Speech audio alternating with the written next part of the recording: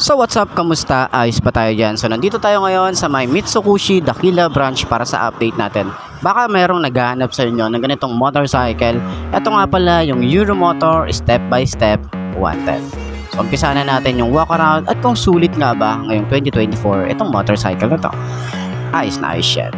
I can feel the cold world try to put me on my knees, and I feel all of the pressure to provide everything. So I keep my head down, work hard and believe that tomorrow will be better. Give it time and you'll see. But there's always a new fight, always a rough night, cause it takes a few tries to get something new right when it's been. So yun na nga, para sa kanyang presyo, papakita ko na lang din sa inyo sa screen nyo para at least mabilis lang tayo, no? Yan, makita nyo yung cash, down payment, installment, okay, para sa mga naghahanap ng ganitong motorcycle. So ngayon ko na lang ulit nakita itong step by step. Di ko rin sure kung ano nga ba yung upgraded dito or may nabago ba. Comment nyo na nga lang sa baba para at least malaman ko din at ma-inform din natin yung ibang motorcycle enthusiast. So yun na nga, umpisa na natin yung walk around para dito. Mapapansin natin dito sa may kanyang headlight is naka bulb type pa rin. Signal light niya is bulb type din. Pero sana dito mag-upgrade sila rito ng LED. Kahit yung headlight lang, goods na yon. Pero yung forma, maganda yung forma niya eh. May mga lining, may mga pa-edge, may mga palubog. Yung ating shadow dito, ma-appreciate mo yung design niya. And then combination ng matte finish and glossy.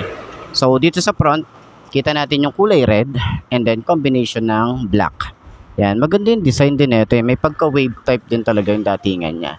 Merong Euromotor dito, meron ding Euromotor dito. So sana ito tinanggal na nila. Okay na to eh, ito, Euro.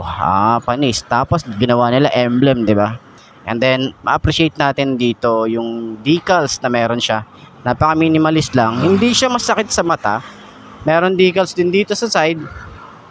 Dito may decals din siya. And then dito rin sa side na to. Okay? So, meron din tayo ritong bolts. Pwede kayo maglagay dito ng bracket para paglagyan ng basket siguro. Pwede rin. Open part naman. And then, meron din siya mga pa-curve dito na design. Ayan. So, may patusok din siya rito. And then, mataas yung kanyang front fender. Flexible din naman yan. Maganda rin yung plastic na ginamit. Tsaka yung paint job, maganda rin. Naka-telescopic fork din tayo rito. Yung extension nga pala mahaba. Oh. Kasi yung part dito ay wala siyang harang. So medyo maliit lang yung kanyang tires. Ang size dito ay 2.25 by 17. Sobrang liit lang niya.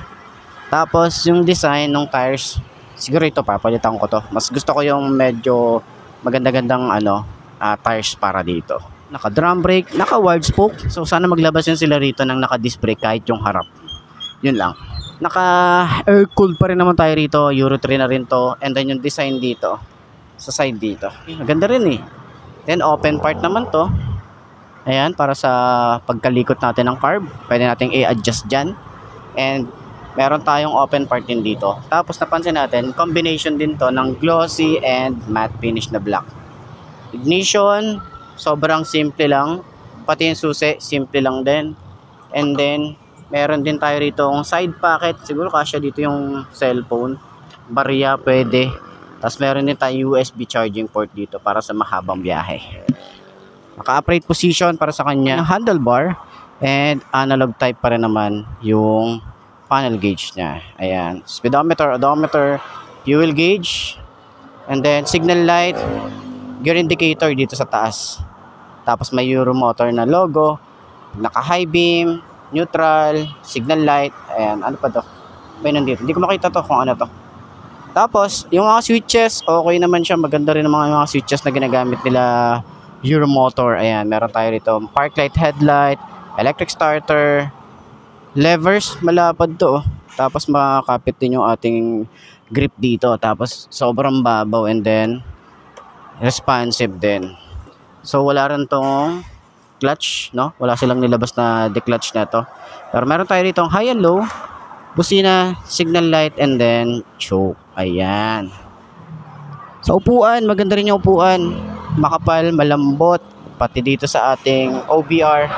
And then yung ating compartment, ayan, meron tayong mapaglalagyan kahit papano. papers, pwede tayo maglagay dyan. Tapos yung gas tank nandito sa unahan. Pangkaraniwan kasi nandito sa likod eh. Tapos dito yung compartment. Dito iba, baliktad siya. Grab bar, solid din. Ayan. Plastic naman to. Ayan, plastic din siya. Sa ating rear brake pedal, malapad yung tapakan. Sobrang smooth lang din. Yung tapakan natin, yung foot pegs, hindi siya napiflip. Combination ng rubber and metal. Kickstart, maganda rin yung paint job dito, lalo na sa makina. Yung ating tambucho, mahaba din. Meron din tayong cover na metal. Foot pegs para sa angkas. Napakalaki. Napakalapad, no? Tapos, meron siyang rubber and metal.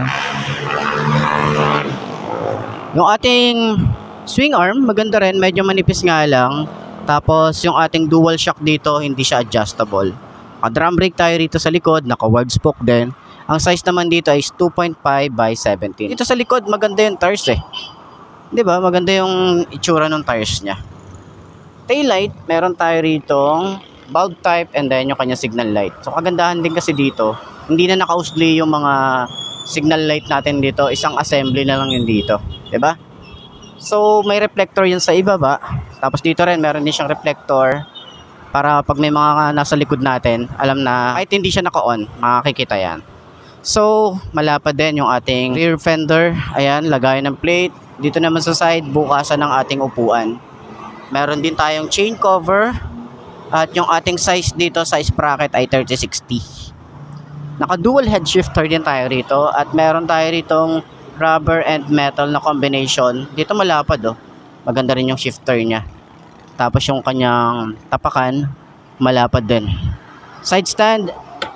Okay, so sana dito rin additional features na kahit side stand kill switch, 'di ba? So, sakyan natin yung motorcycle para at least bago umulan, masakyan na natin 'to. Let's go. Feel the cold world try to put me on my knees, and I feel all of the pressure to provide everything. So I keep my head down, work hard and believe that tomorrow will be better. Give it time and you'll see. But there's always a new fight, always a rough night, cause it takes a few tries to get something new right. When it's been a tough life, you need a new view sight to see what to do, like to make a new move, right? It's like a So yun, unang upo dito sa step by step 110 ng Euromotor. I-side stand muna natin siya. Ayan ang itsura natin dito. Okay. So ngayon ko lang din ito mauupuan eh. Kasi last time, matagal ko nang na-review to. Parang mga 2000, bago pa mag-pandemic yata. So ngayon, pagbigyan ulit tayo na ma-vlog to. Ayan, sobrang tingkayad tayo rito pero magaan yung motor. Di tayo basta-basta matutumba dito. Okay, magaan yung motor. Ayan, sobrang ganda ng upuan, napakalambot. Sarap nito sa long ride. Pwede nyo itong i-long ride, no? Kahit 110cc, 125, pwede nyo i-long ride dyan. Basta chill lang yun ng ating rides. Kalma lang tayo sa daan at mag-iingat tayo palagi. Ganun lang naman. So, ganito itsura natin pag sakay tayo rito. Tapos maluwag din yung ating OBR na seat. Okay, so siguro kahit anong size ng OBR nyo, kayang-kaya dito sumakay. Ayan, so nakapag-try na rin tayo ng magmaneho ng semi-matic. Okay din naman pala siya. Hindi naman pala siya nakakatakot. Kasi dati natatakot ako eh. Kasi alam nyo na, 'di ba? Safety features din kasi yung clutch siya. So yun nga, sa kanyang front shock, ayan, sa shock niya rito sa harap, medyo may parang may naiipit, pero malambot eh, malambot yung shock niya. Sa likod, malambot din, di ba? Turning radius, malawak din siya. Ayan, so hindi ka mabibitin dito sa likuan, lalo sa mga traffic situation natin dito, di ba? Tsaka pwede nyo isingit to kasi sobrang liit lang din niya. Okay, di kayo mag-aalangan na sumingit dito. Pero syempre, ingat tayo sa mga sinisingitan natin, okay?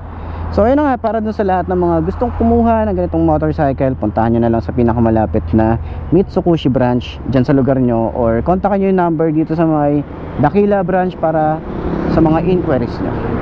Ayos na ayos siya. Center stand natin, yung magaan din siya, tsaka madali lang siya i-center stand.